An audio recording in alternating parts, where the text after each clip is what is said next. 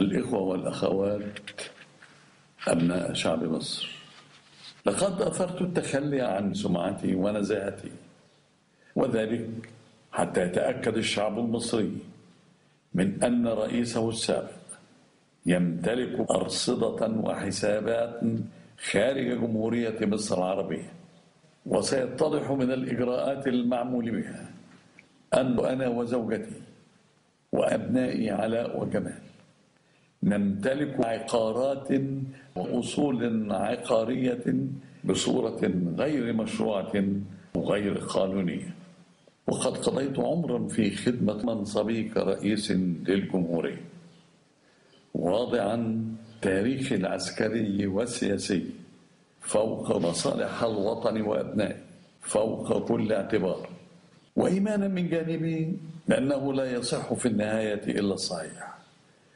فإنني أحتفظ بملكيتي لأي أصول نقدية أو عقارية أو غيرها من ممتلكات بالخارج.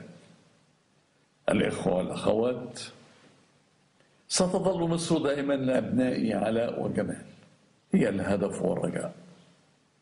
وفق الله مصر وشعبها وسدد على طريق الخير خطى أبنائي علاء وجمال. والسلام عليكم ورحمة الله وبركاته.